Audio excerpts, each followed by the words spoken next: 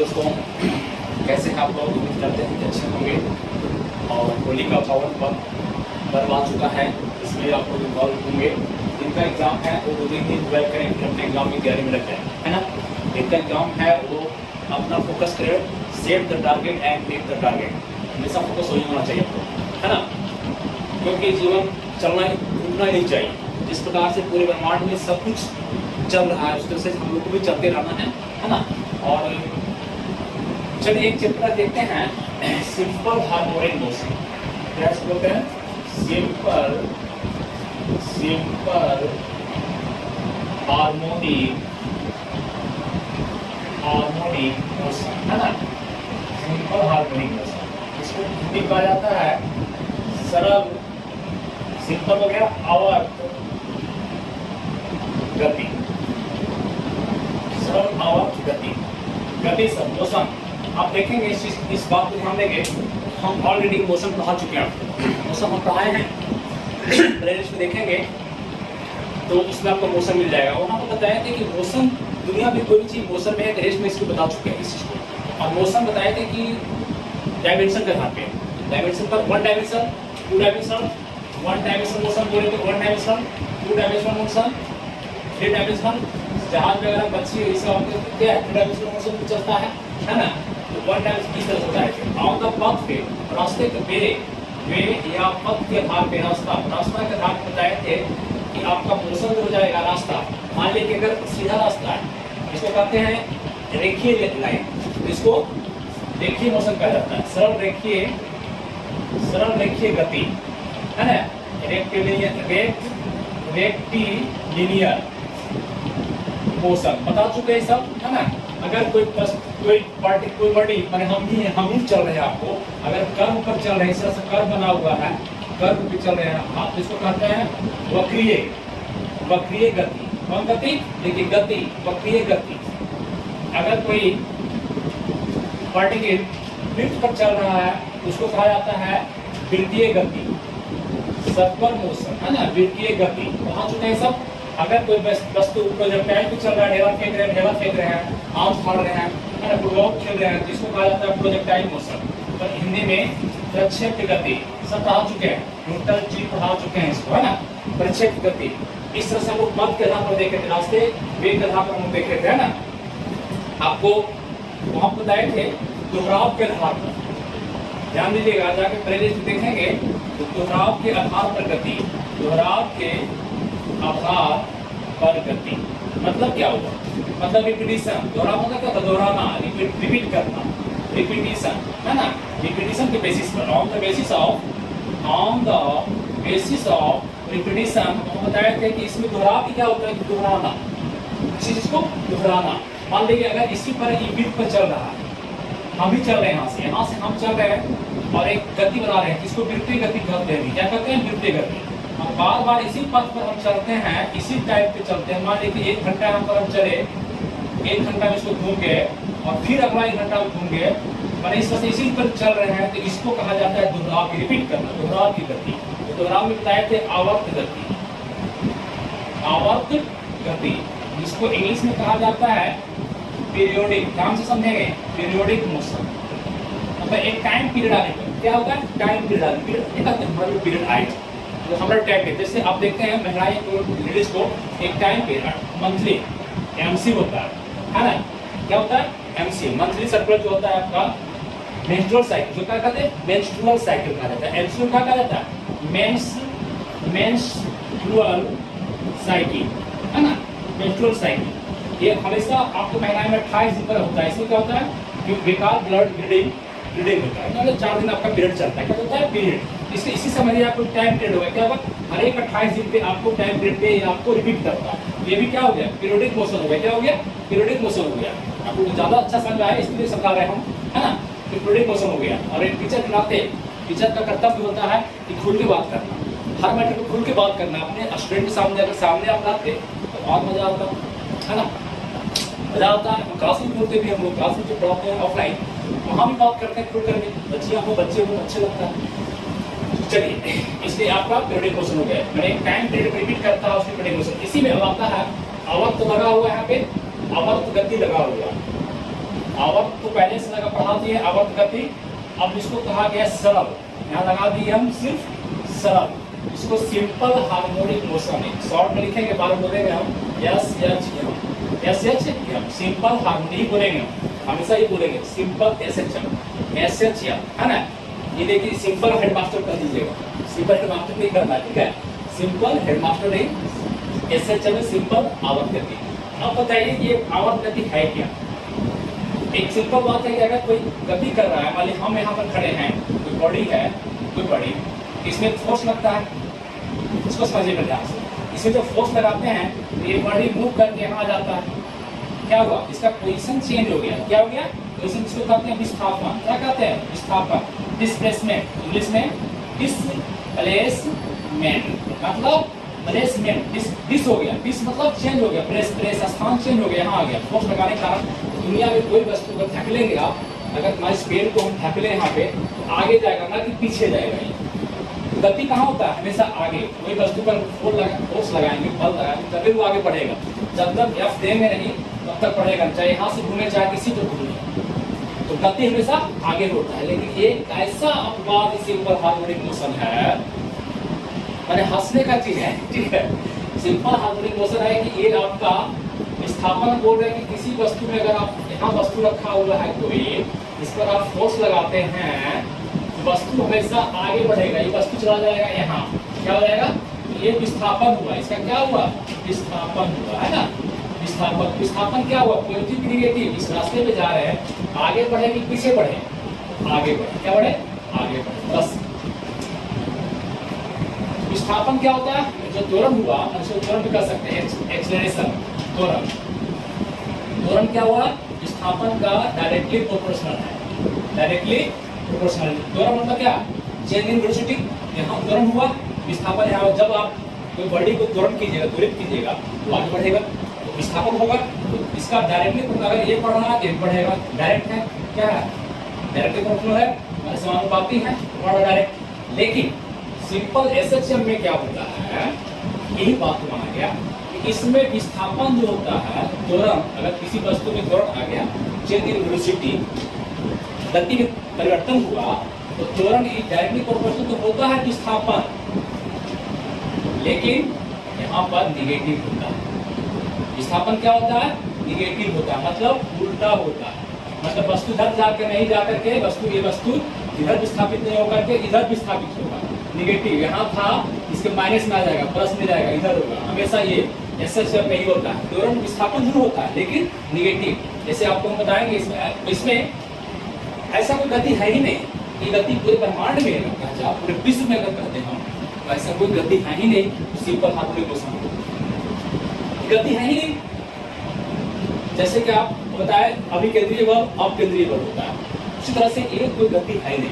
लेकिन एक पेंडुलम है, पेंडुलम आपको सब बात क्या है, pendulum, pendulum, simple pendulum, simple pendulum, सरल, सिंपल मतलब सरल, पेंडुलम मतलब लोलक, लोलक है, लोल है, क्या है, लोलक है, लोल, सिंपल, इसको, इसकी गति को, ये सिंपल पेंडुलम क्या होता है, बता रहे अभी समझा रहे हैं कि आपको इसको, इसकी गति को, कोई वस्तु है, कोई बॉडी है जो लटका हुआ है एक धागा से, एक सहारे, यहाँ पर आपका निलंबन से, तो इसकी गति जो होता है, यहाँ से भाग गया, यहाँ गया, यहाँ गया, तो यहाँ से देखिए वस्तु आप फोर्स लगाए, इसमें फोर्स लगाए, ठीक है, तो ये फोर्स लगाए तो वस्तु को विस्थापित होकर यहाँ चला गया, बात सही है, यही जाना चाहिए था, तब नहीं मानते हम ये अब गति हुआ। लेकिन होता क्या है, ये वस्तु फिर गिर करके आ जाएगा यहाँ अपने पोजीशन पर, फिर चला जाएगा यहाँ, मैक्सिमम जितना इधर गया इतना इधर जाएगा, और फिर आएगा यहाँ रुकेगा। तो इस गति को विस्थापन किधर हुआ, इधर हुआ, इसीलिए माइनस होता है, निगेटिव, क्या हो गया, निगेटिव विस्थापन हो गया, इसीलिए कहा जाता है, पूछा क्वेश्चन करता है हमेशा, त्वरण इज डायरेक्टली प्रोपोर्शनल टू विस्थापन, negative positive, negative to negative, हो जाएगा, इस चीज को ध्यान रखना है ना। तो बल की विपरीत दिशा में क्या परिभाषा, सिंपल हार्मोनिक मोशन में पूछेगा, परिभाषा आपसे क्या हो जाएगा, कि ऐसा मोशन है, ऐसा गति है जो बल के विपरीत दिशा में विस्थापित होता है, विस्थापन होता है, उसे सिंपल हार्मोनिक मोशन कहा जाता है, ठीक है।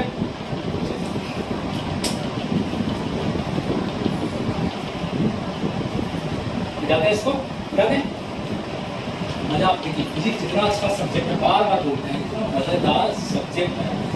जीवन में हर चीज, आप घड़ी देखते हैं, घड़ी में पेंडुलम लगा देते हैं, घड़ी दौड़ते रहता है। एक तो हम लोग घड़ी सिंपल लगाए हुए हैं, यहाँ दिखा देंगे आपको, घड़ी वहाँ टंगा हुआ है, सिंपल टाइप, वही बात है हम लोग। लेकिन जो एडवांस थोड़ा सा हो जाता है, एडवांस लोग, हम लोग बड़े भी हो जाएंगे तो उतना ही लगाएंगे, सोच ही हुई है, पहले से आदत बना हुआ है ना। लेकिन पेंडुलम खड़ी जाइएगा, बड़ा मतलब आपको दौड़ते रहेगा, ऐसे ऐसे दौड़ते रहेगा। तो क्या है पेंडुलम है, क्या है, दौड़ते रहेगा, पेंडुलम तरह दौड़ते रहेगी।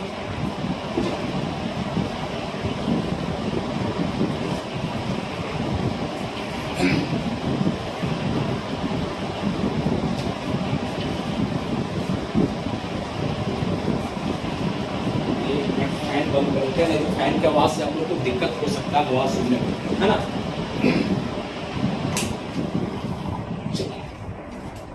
फैन बंद कर दिया, गर्मी आ गया है। अब आप समझिए कि सरल लोलक, हम क्या बोले कि दुनिया में कोई भी गति सरल आवर्त गति नहीं हो सकता है, ये गलत बात है। लेकिन सरल लोलक सिंपल पेंडुलम की गति को मान लिया गया है कि सिंपल हार्मोनिक मोशन में ही गति करता है। ये गति नया निकल के आ गया, किसका, सिंपल हार्मोनिक। पेंडुलम को पहले समझें, जब तक हम लोग पेंडुलम को नहीं समझेंगे, एक बेसिक स्टूडेंट के लिए बताते हैं, जो स्टूडेंट एकदम जीरो है उसके लिए भी जरूरी है ना, उनके लिए भी जरूरी है। पेंडुलम की बारे बात कर रहे हैं। पेंडुलम क्या है कि एक मालिक इस यहां पर पोजीशन है, इस पॉइंट से एक रस्सी आया, जो ये लंबाई ऐसा होना चाहिए धागा जो बढ़े घटे नहीं, मान के चला जाता है बढ़ा घटे, जैसे कि आप बढ़ने घटे लगा दीजिएगा रबड़, है ना, तो इसकी धागा लंबाई जो है आपको बढ़े घटे नहीं। यहां पर आपका कोई वस्तु है ना, कोई वस्तु बांध दिए, कोई भी गेंद है, बॉल है, कुछ भी लटका दिए। अब क्या है, इस पॉइंट को पूछेगा, इस पॉइंट को क्या कहा जाता है, निलंबन पॉइंट। क्या कहा जाता है, निलंबन बिंदु। क्या कहा जाता है, निलंबन बिंदु। इंग्लिश में पूछेगा तो बताएंगे सस्पेंशन पॉइंट, ठीक है। अब सस्पेंशन पॉइंट हो गया, और लंबाई इसका क्या है, आप इसको अगर इसको मान लेते हैं लंबाई तो आपका गलत हो जाएगा, बनेगा ही अच्छा से, आप कोई क्वेश्चन नहीं बना पाएंगे। लंबाई ये नहीं, लंबाई सेंटर ऑफ मास, इस वस्तु का जो आपका सेंटर ऑफ मास है, इसका जो वजन है, सेंटर ऑफ मास, जो इसका मास है, द्रव्यमान है, उसका सेंटर लीजिए बीच, इसका ये मान लिया है पूरा ये द्रव्यमान है, तो इसका सेंटर कौन है, ये। तो यहां से आपको इसकी लंबाई यहां से नापा जाएगा, यहां से, मतलब यहां से आप जो है सो लंबाई नापिएगा, ये आपका लंबाई हुआ, यल हुआ, यहां तक आपका यल हुआ, ठीक है, ध्यान रखिएगा लंबाई। तो आपको अगर कहेगा, इसको कहा जाता है इफेक्टिव लंबाई, इफेक्टिव लेंथ, है ना, हिंदी में लिखेंगे प्रभावी, इफेक्टिव लंबाई। क्या हो गया, यल। इसको जरूर समझना है, अगर नहीं इस समझेंगे तो बनेगा नहीं, यल हो गया। लंबाई कहां से नापेंगे, जब भी नापेंगे तो सेंटर ऑफ मास से, कहां से नापेंगे, सेंटर ऑफ मास से नापेंगे, ठीक है। ये हो गया पेंडुलम। अब क्या है कि पेंडुलम क्या करता है, आप समझ गए। इसको, इस बीच लाइन को सब ध्यान समझेंगे, इसको कहा जाता है मध्यमान बिंदु। क्या कहा जाता है, मध्यमान, मध्यमान बिंदु। इंग्लिश वाले बोलेंगे इसको इक्विलिब्रियम पॉइंट, मध्यमान बिंदु। अभी वस्तु कांस्टेंट है, कुछ छुए छाप नहीं, इसको हमको हिलाए हुलाए नहीं, मतलब कांस्टेंट है। ये निलंबन पॉइंट हो गया, ये प्रभावी लंबाई हो गया, ये मध्यमान बिंदु हो गया। अब क्या होता है, इसको उठा लाते हैं यहां पर हम, ठीक है, ले आए, ठीक, ये लंबाई इसका है, ध्यान देखें। अब इस वस्तु को, इसको हम धक्का दे दिए, क्या दे दिए, धक्का दे दिए। मध्यमान स्थिति जो है, मध्यमान बिंदु जो है, निलंबन पॉइंट से लटका हुआ है, यहां से मध्यमान बिंदु से धक्का मारे तो ये वस्तु कहां चला जाएगा, आपका चला गया, यहां से चला गया, फिर यहां चला गया, मान लिया यहां आ गया, ठीक है। और फिर ये चला गया, यहां देखिए, ध्यान दीजिएगा, मैक्सिमम जितना जा सका, जितना फोर्स देंगे, जितना इसमें हम बल देंगे, फोर्स दिए, उतना जाएगा। अगर कम देंगे ठुसू तो यही रह जाएगा। तो जितना जाएगा इधर इतना इधर आएगा ही। इसकी स्थिति यह है पेंडुलम की, जितना इधर डोलेगा इतना इधर डोलेगा। ठीक है, ध्यान रखिएगा। तो इधर से क्या हुआ, गया और फिर आपका ये आपका इधर आएगा। बात समझे? मतलब ये आपको क्या हुआ, यही इसका पथ कौन हुआ, रास्ता कौन हुआ, इसका पथ रास्ता कौन हुआ गति करने का, इस पर गया और फिर लौटा ना जी, तब उड़ गया, यहां पर उड़ा, मैं यहां आया, फिर कहां आया, ये लंबाई इसका हो गया, ये क्या हो गया, एल हो गया, यहां से लेकर के पूरा ये यहां तक सेंटर ऑफ मास तक, सेंटर ऑफ मास लेंथ हो गया। और ये फिर यहां से आया, यहां से यहां गया, फिर आया, फिर यहां से यहां गया और फिर यहां आया, यहां पे रुकेगा मतलब। ठीक है, ये इसका आपका फिर क्या हुआ, यहां से यहां गया, फिर यहां से यहां गया और फिर यहां से यहां आया, मतलब 4 बार, एक बार यहां गया फिर आया, एक बार। ये इसका एक्चुअल इसका फिगर ही है। पेंडुलम का पथ कौन है, इसी पर दोलन करते, इसी पर दोलते रहेगा। तो आपको ये क्या कहलाएगा, यहां से यहां गया तो ये पहली बात तो ध्यान देंगे कि मध्यमान स्थिति है, ध्यान दीजिएगा, मध्यमान बिंदु। अगर वस्तु मध्यमान स्थिति पर है, मध्यमान स्थिति पर, तब क्या होगा, वस्तु को हम दोला दिए, क्या किए, दोला दिए, और इसको आप पहले समझ लीजिए। हां, तो वस्तु आपका यहां से यहां गया तो विस्थापन क्या हुआ, ये विस्थापन मैक्सिमम विस्थापन हुआ। तो त्वरण मतलब त्वरण इज डायरेक्टली प्रोपोर्शनल टू विस्थापन।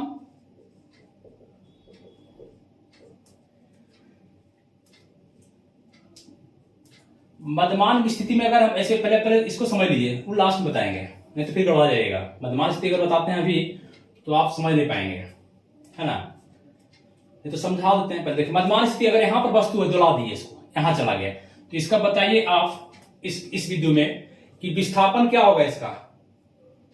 अरे भाई, इसका विस्थापन क्या हुआ, वस्तु यहां से गया और फिर एक बार इसका दोलन क्या कहलाएगा, दोलन, एक दोलन कहिए या कंपन कहिए, एक दोलन कहिए या कंपन, इसको इंग्लिश कहिए ऑसिलेशन, OSCILLI ऑसिलेशन, है ना, सब एक ही बात हुआ। एक दोलन कब कहलाएगा, जब यहां से गया, यहां गया फिर आया, मतलब अगर बना दे इसको हम ऐसे, इसको मिटाइए अभी, लास्ट में बता देंगे, जो बताना चाह रहे थे हम लास्ट में बताएंगे। यहां से वस्तु गया, एक्चुअल फिगर तो ये है, लेकिन यहां से गया वस्तु, यहां गया, ठीक है, एक बार, एक, फिर यहां से वस्तु आपका ये, फिर आया यहां, फिर यहां आया दूसरा बार, यहां से चला गया फिर यहां तीसरा बार, फिर यहां से लौट के आया यहां, ये चौथा बार, 4 बार हुआ। बात समझे, एक बार, 2 बार, 3 बार, 4 बार। तो इसको क्या कहा जाता है, यहां से वस्तु जो गया मैक्सिमम विस्थापन, इसको क्या कहते हैं, मैक्सिमम। इसे लगा जा सकता है जितना फोर्स लगाया विस्थापन हुआ, वस्तु यहां से चला गया, यहां बॉडी चला गया, तो इसी को कहा जाता है आयाम। क्या कहा जाता है, आयाम का परिभाषा लिखेंगे कि कंपित चल जो कंपन कर रहा है, कंपित कण जो पार्टिकल है, कंपित कण के मैक्सिमम विस्थापन, मैक्सिमम डिस्प्लेसमेंट को आयाम कहा जाता है। लिखेंगे मैक्सिमम विस्थापन को, जो मैक्सिमम विस्थापन गया उसको आयाम कहते हैं। अब बताइए कितना आयाम हुआ, अगर आयाम पूछा जाए तो परिभाषा लिख लेंगे कि किसी भी कण का मैक्सिमम विस्थापन को ही, जो मैक्सिमम सबसे ज्यादा विस्थापन होता है, जहां चल जाए, यहां चल जाए, विस्थापन को ही आयाम कहा जाता है। एक आयाम, बस ये आयाम हुआ। आयाम कितना हुआ बताइए तो, 1 2 3 4 हुआ, एक गया, एक आयाम, फिर यहां आया था, दूरी तय किया, यहां पर डिस्प्लेसमेंट 0 हो गया, फिर क्या हुआ, डिस्प्लेसमेंट 0 हो गया, यहां पर कुछ नहीं, यहां गया, यहीं आ गया तो डिस्प्लेसमेंट 0 हो गया, फिर यहां गया, फिर यहां आया, तो कितना आयाम, एक आयाम, 2 आयाम, फिर तीसरा, फिर चौथा, 4 आयाम। कितना हुआ, 4 आयाम हुआ, तय किया। एक कंपन किसको कहेंगे बताइए, एक दोलन कहेंगे जब यहां गया, यहां आया, फिर यहां गया, यहां गया, इसको कहा जाता है एक दोलन पूरा हुआ, एक ऑसिलेशन पूरा हुआ। बात समझ रहे हैं, एक दोलन में कितना आयाम किया, 1 2 3 4। अगर पूछेगा न्यूमेरिकल पूछता है, बता रहे हैं आपको, एक दोलन में 4 आयाम, एक दोलन बराबर 4 आयाम, माने एक कंपन कोई करता है तो 4 बार होगा, एक बार जाएगा आएगा 4 बार। बात समझे? क्लियर हो रही बात कि नहीं हो रही? क्लियर बताइएगा। कंपन हो गया। कंपन किसे कहते हैं? आयाम समझ गए। अब देखिए आवर्तकाल, देखिए आवर्तकाल, आयाम का इंग्लिश होता है एम्पलीट्यूड, एम्पलीट्यूड, है ना। दोलन का ऑसिलेशन हो गया। आवर्तकाल को कहा जाता है टाइम पीरियड, टाइम पीरियड। आवर्तकाल क्या हुआ, इसको देखिए, लिखिएगा अपना, कि एक ऑसिलेशन में मतलब एक कंपन में जितना टाइम लिया हो, जितना टाइम लिया, अरे भाई एक ऑसिलेशन में, एक कंपन करने में, यहां से गया, फिर यहां आ गया, फिर यहां गया, फिर यहां आ गया, मैंने 4 आयाम, क्या है 4 आयाम, 12 समझिए 4 आयाम हो गया। तो इस 4 आयाम को जो करने में उसको टाइम लगा, उसी को कहा जाता है आवर्तकाल। माने एक दोलन पूरा करने में, एक दोलन पूरा करने में लिया गया समय आवर्तकाल कहलाता है। ठीक है, आवर्तकाल को टी से सिंबल होता है, क्या होता है? टी से। ठीक है, अब एक बात आपको आएगा, आवृत्ति, यहां लिख रहे हैं आवृत्ति, इंग्लिश में कहा जाता है इसको फ्रीक्वेंसी, फ्रीक्वेंसी, है ना, FREQUENCY, फ्रीक्वेंसी। आवृत्ति को एन संकेत होता है, क्या होता है? एन। आवृत्ति क्या है, अब इसको समझें। आवृत्ति होता है कि 1 सेकेंड में, मात्र 1 सेकेंड में, 1 सेकेंड में दोलन जितना बार दोले, मतलब 1 सेकेंड बहुत कम टाइम है। आपको लग रहा है कि 1 सेकेंड में कितना बार दोलेगा? अरे भैया आप देखिए, टाइम से पता नहीं चलेगा, लेकिन अगर कोई ऐसा कठिन काम आ जाए आपके पास, क्लिष्ट काम, तो आपको 2 सेकेंड 1 सेकेंड टफ लगेगा। 1 सेकेंड नहीं बीत रहा है, 5 सेकेंड नहीं बीत रहा है। देख रहे हैं प्रचार वगैरह में आता है, अगर 5 सेकेंड आ गया आपके पास तो लगता है जल्दी स्किप कर दो, जल्दी स्किप करो, इसको उब जाते हैं 5 सेकेंड में। तो इसी प्रकार से आपका क्या होता है कि 1 सेकेंड टाइम बहुत ज्यादा होता है।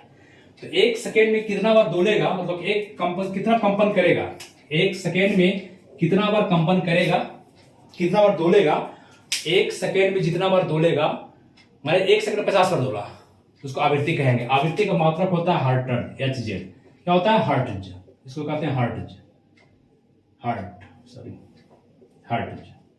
ठीक है, हर्ट्ज कहते हैं। तो 1 सेकंड जितना बार दोलेगा उसको आवृत्ति कहते हैं। मैक्सिमम जो विस्थापन होता है उसको आयाम कहते हैं, मैक्सिमम जो विस्थापन होता है उसको आयाम कहते हैं। आयाम 4 गो हो गया, 1 गया, 2 दी 4 हो गया। आवर्तकाल कहते हैं एक कंपन पूरा करने में, 4 बार इधर जो गया आया और इधर गया आया, फिर अपने पोजीशन पर आ गया, इसको आवर्तकाल कहते हैं। एक दोलन क्या कहते हैं? इसको यहां से जाना है, जहां दोलन काल आता है। इस बात समझ में आ गया? मध्यमान बिंदु क्या है, प्रभावी लंबाई क्या है, निलंबन बिंदु क्या है, समझ में आ गया? ये सब लोग का पहचान हुआ। ठीक है, इसके आगे मिटाते हैं, इसको मिटाते हैं। चलिए,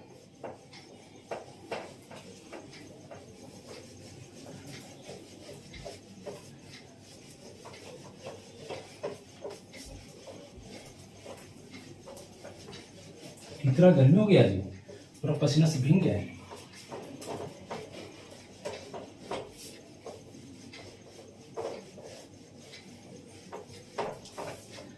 अब देखिए, एक लिख लीजिएगा, आवर्तकाल को टी बताए थे, T बराबर 1/n होता है। क्या होता है? ये आवृत्ति है, यानी क्या है? आवृत्ति, फ्रीक्वेंसी, इसका मात्रा बताया हर्ट्ज, और ये हो गया आवर्तकाल, टाइम पीरियड। इसको इंग्लिश में कहते हैं टाइम पीरियड, है ना। आवर्त, हिंदी में कहते हैं आवर्त काल। सब कुछ टर्म समझ आ गया, तो बच्चा की तरह समझा रहे हैं। ठीक है, अब बनाइए न्यूमेरिकल, इस पे हम आपको न्यूमेरिकल देते हैं। लिख रहे हैं क्वेश्चन, एक कंपन किसी बॉडी का, किसी पिंड का एक कंपन का आयाम 5 मीटर है, 5 मीटर है। तो एक कंपन का आयाम 5 मीटर है, तो 6 कंपन या दोलन या ऑसिलेशन करने में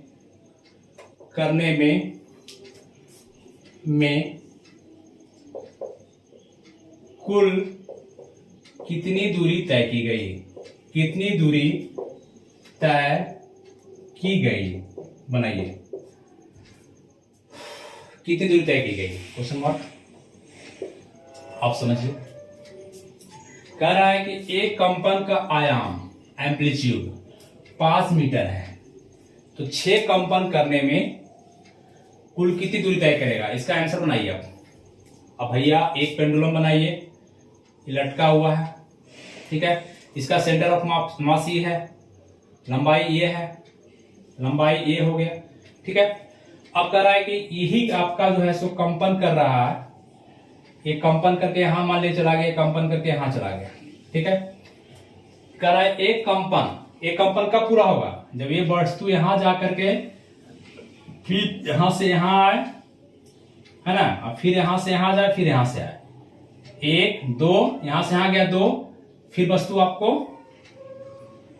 सॉरी इसको मान लीजिए ना, इसको बढ़वा देते हैं, पहले आप इधर भेजे, फोर्स लगाए, वस्तु उधर गया 1, फिर 2, फिर आपका ये पार्टिकल इधर आया 3, यहां आया, फिर यहां से यहां आएगा, यहां से यहां आया 4, तब आपका एक कंपन पूरा हुआ। क्या हुआ, एक कंपन पूरा हो गया, एक दोलन हुआ, इसको कहते हैं एक कंपन। 4 बार, तो एक आयाम, इसको एक आयाम, 2 आयाम, 3 आयाम, 4 आयाम लगता है। एक कंपन को पूरा करने में हमको 4 आयाम लेता है वो आयाम क्या है, मैक्सिमम विस्थापन है, मैक्सिमम विस्थापन है। तो कह रहा है कि एक आयाम 5 मीटर है, एक आयाम कितना है, ये 5 मीटर है। तो एक दोलन, अब निकालिए पहले, एक दोलन पूरा करने कितना लगेगा, एक आयाम 5 मीटर है और एक दोलन पूरा करने में 4 आयाम लगता है, तो 5 चौक 20 मीटर। बात समझे, एक कंपन में कितना होगा, कितना दूरी तय करेगा, ये बॉडी, ये पिंड एक कंपन पूरा करने में कितना लगाएगा, एक आयाम 5 मीटर दिया हुआ हमको, तो 4 आयाम है, तो 5 चौक 20 मीटर निकाल लिए। एक कंपन में निकालना कितना है, 6 कंपन में, तो एक कंपन में 20 मीटर तय कर रहा है, तो 6 कंपन में 120 मीटर, इतना दूरी तय किया, निकाल लिए। बात समझे, ऐसे बनाना, इस क्वेश्चन कुछ भी करे आपको बना देना है। एक और लिखिए, अब फ्रीक्वेंसी पे क्वेश्चन दे देते हैं आपको, फ्रीक्वेंसी पे लिख लिया, स्क्रीनशॉट कर लिए, आइए इस पर नंबरिकल बनाइए, इस सब पे।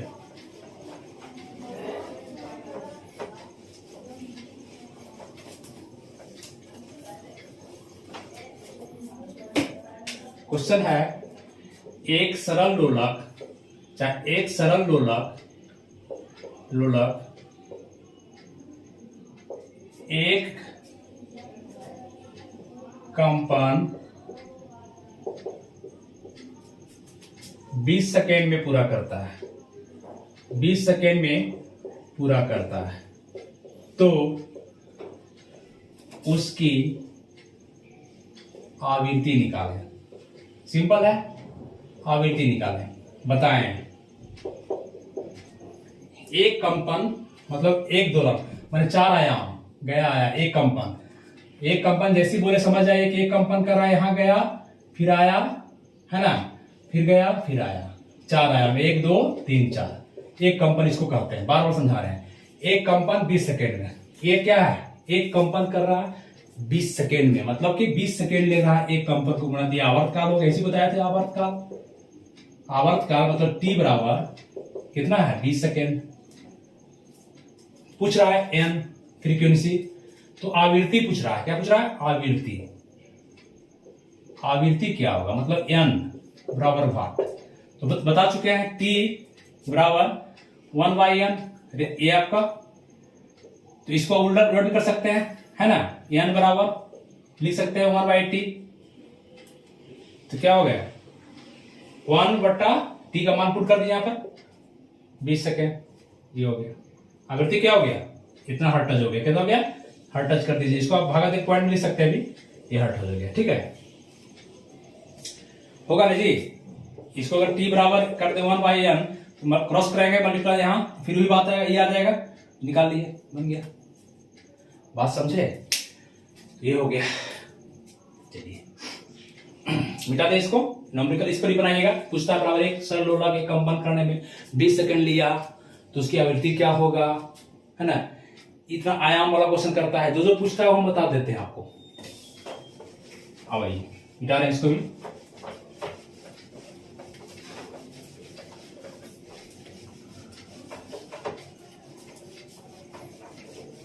अब एक कंडीशन देखिए, ये लोलक है, सरल लोलक, पेंडुलम लटक रहा है। क्या है? घड़ी का पेंडुलम लटक रहा है ये, ठीक है। किसी चीज का भी ले लें, मान लीजिए जरूरी है कि अगर कोई यहाँ पर ऐसे है, अगर कोई बाल्टी लटका दे, यहाँ पर कुछ भी लटका दे, क्या लटका दिए? बाल्टी लटका दिए, है ना जी, लटका दिए। अब बताइए इसमें लटक रहा है, पेंडुलम है, कोई छत पे से हम बाल्टी लटका दिए इसे, अब दुला रहे हैं उसे, दुल रहा है, पेंडुलम से लटका हिला दिया उसको, ठीक है। इसका बताइए लंबाई क्या होगा, ध्यान दीजिएगा। तो लंबाई ये आपके यहां से लंबाई नहीं होगा, अगर इसको मानते हैं लंबाई तो हो जाएगा। प्रभावी लंबाई, हमेशा बोल रहे हैं इसका कोई लंबाई नहीं, प्रभावी लंबाई, effective length, centre of mass, बीच में सेंटर ऑफ मास। तो ये लंबाई क्या हो जाएगा, यहां से इसका नापा जाएगा, यहां से ये नापिए आप, ये लंबाई हो गया यार, ठीक है। ये नहीं, ये नहीं। तो अब देखिए कह रहा है कि अगर पेंडुलम एक है, निलंबन पॉइंट यहां है, यहां से लटका हुआ है, ठीक है, और इसको अगर दुला दिया फोर्स लगा करके ये चला गया, मान लीजिए यहां, है ना, यहां आ गया,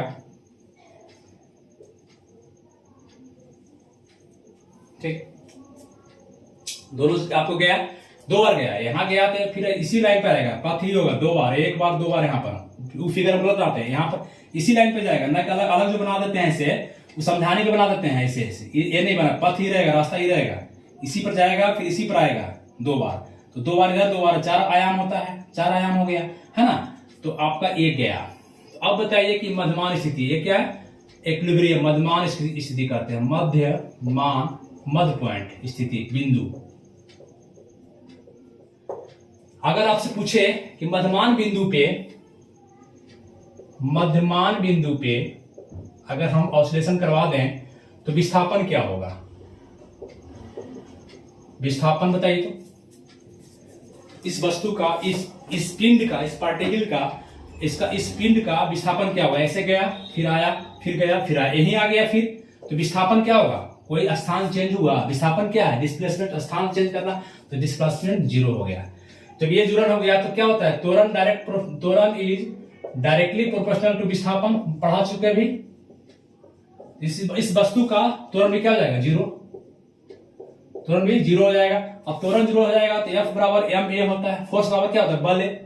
तो यहाँ त्वरण 0 हो गया, ये त्वरण है, m गुने 0 बराबर 0, तो बल भी क्या हो गया, 0 हो गया ना, तो बल भी 0, मतलब बल भी आप कुछ का करेगा 0, सब 0 है इस पॉइंट पे, इस पर कोई पूछेगा तब क्वेश्चन करता है इस पर। मध्यमान स्थिति पर विस्थापन 0, त्वरण 0, बल 0। अब पूछेगा स्थितिज ऊर्जा क्या है, यहाँ पर स्थितिज ऊर्जा। अब भैया स्थितिज ऊर्जा समझा चुके हैं कितना बार, mgh, है ना। कोई हाइट है इसमें, कोई ऊंचाई है, कोई चोट करेगा, यहां पर हम नीचे खड़ा रहें तो चोट होगा, घड़ी के ऊंचा कहीं नहीं, mgh भी 0 हो गया। गतिज ऊर्जा इस वस्तु में 12 mv² है कि नहीं, बिल्कुल है। ये मैक्सिमम गति है, यहां से गया यहां, और ये मैक्सिमम गति से गिरेगा यहाँ पर, स्पीड से, सबसे ज्यादा गति यहीं पर होगा, सबसे ज्यादा गति इस ऑसिलेशन का धक्का मारेंगे, यहां जाने इसको भार पड़ेगा इसी करने जाने, है ना, यहां से गिरेगा तुरंत यहां पर, तो गति सबसे ज्यादा यहां पर होता है। तो यहां लिख देंगे मैक्सिमम। गति भी मध्यमान स्थिति पर, इस स्थिति पे गति भी होगा मैक्सिमम, अधिकतम होगा, क्या हो जाएगा, अधिकतम हो जाएगा। अगर यहां क्वेश्चन करेगा मध्यमान स्थिति पर त्वरण क्या होता है, मध्यमान स्थिति ऊर्जा क्या होता है, मध्यमान स्थिति पर गतिज ऊर्जा क्या होता है, तो बता देंगे। अगर कहे अंतिम छोर पर, चाहे ये छोर हो चाहे वो छोर, अगर पूछे अंतिम छोर पर, तब क्या करेंगे, अंतिम छोर पर। अब देखिए अंतिम छोर पर, यहां देखिए विस्थापन है कि नहीं, विस्थापन तो मैक्सिमम हो गया, तो विस्थापन आयाम, विस्थापन क्या हो जाएगा, अधिकतम, इससे ज्यादा नहीं जाएगा, धकरे तो मैक्सिमम यहां गया है, तो इसको आयाम भी कहते हैं, मैक्सिमम अधिकतम विस्थापन को आयाम भी कहा जाता है। तो विस्थापन क्या हो गया, अधिकतम, मैक्सिमम लिख देते हैं, MAX मैक्सिमम। विस्थापन मैक्सिमम तो त्वरण डायरेक्टली प्रोपोर्शनल है ई मैक्सिमम, तो यो में से मैक्सिमम, हालांकि निगेटिव है, त्वरण अधिकतम, बात समझ रहे हैं, त्वरण अधिकतम हो गया, विस्थापन अधिकतम, त्वरण, बल क्या हो जाएगा फिर F बराबर M में, जब ये अधिकतम तो बल भी अधिकतम, मैक्सिमम लिख देते हैं MAX मैक्सिमम। स्थितिज ऊर्जा MGH, स्थितिज ऊर्जा माने पोटेंशियल एनर्जी क्या हो जाएगा यहाँ पे, यहाँ पर H है कि नहीं है, यहाँ पर ऊंचाई है ना जी, ये गिरेगा किसी पर ढेला करेगा, ढेला कर रहे हैं तब यहाँ गिरेगा, ढेला किसी यहाँ खड़ा रहे हम तो गिरेगा, तो है ऊंचाई है, ऊंचाई है तो स्थिति ऊर्जा रहेगा MGH। कितना समझाया, जहां H रहेगा वहां पर उसमें समझे कि कुछ न कुछ एनर्जी कंजर्व है उसमें, तो H है उसमें, तो H है तो एनर्जी भी है, तो मैक्सिमम यहाँ पर क्या हो जाएगा, मैक्सिमम ऊंचाई है, यहाँ पर मान लिया आएगा, नीचे हो गया, यहाँ आएगा नीचे, यहाँ तो कुछ है ही नहीं, जीरो है, यहाँ स्थिति ऊर्जा जीरो है, यहाँ पर मैक्सिमम हो गया। गति, गतिज ऊर्जा, यहाँ पर गतिज क्या है, यहाँ पर तो मैक्सिमम था, ढुलकेगा तो, यहां से आगे कोई गति है, बढ़ेगा नहीं, बढ़ रहा है, मैक्सिमम इसका है, तो गतिज ऊर्जा यहाँ पर इसके बाद जीरो है, गतिज ऊर्जा जीरो, क्योंकि गति ही जीरो है, उसके आगे गति है ही नहीं, तो ये बात ध्यान रखेंगे। इस बात को क्वेश्चन खूब करता है कि मध्यमान स्थिति पर विस्थापन क्या, क्वेश्चन करेगा आपसे मध्यमान स्थिति पर क्या है, अंतिम छोर पर विस्थापन क्या होगा, अंतिम छोर पर आपका एक क्वेश्चन करेगा कि अगर कोई सरल लोलक दोलन कर रहा है, पूछेगा क्वेश्चन कि दोलन कर रहा है सरल लोलक, सिंपल पेंडुलम, ये क्या है, पेंडुलम है, क्या है, पेंडुलम है, पेंडुलम, सिंपल पेंडुलम है, ये दोलन कर रहा है, तो पूछेगा कि बताइए कि अंतिम छोर पे उस पेंडुलम का स्थितिज ऊर्जा क्या होगा। जब आप सोचिएगा जी H है तो मैक्सिमम है, तो मार दीजिएगा। पूछेगा कि आपका अंतिम छोर पे विस्थापन क्या है, तो मैक्सिमम विस्थापन है। अगर पूछेगा मध्यमान स्थिति पर विस्थापन क्या है, दिमाग लगाएगा तो फिर वो लौट के वहीं आ गया है ना, तो आपको जीरो है, क्या है, जीरो है। आपको पूछेगा कि आपका बताइए कि त्वरण क्या है, यहाँ पर त्वरण कुछ है ही नहीं, जीरो है, यहाँ पर त्वरण मैक्सिमम है। इस तरह से इसको आप समझने का चाहिए, ये रटने का चीज नहीं, आप समझ जाइएगा क्या आप कहना चाह रहे हैं, कैसे आप समझे, ठीक है। और इसके बाद मिलते हैं नेक्स्ट वीडियो में, क्योंकि ज्यादा लंबा हो जाता है वीडियो, हल्का हल्का साई इतना दीजिए, जामे कुटुंब समाए, मैं भी भूखा नहीं रहूं, और भी है ना, वसुधा कुटुंब भी भूखा नहीं जा, बात हुई है।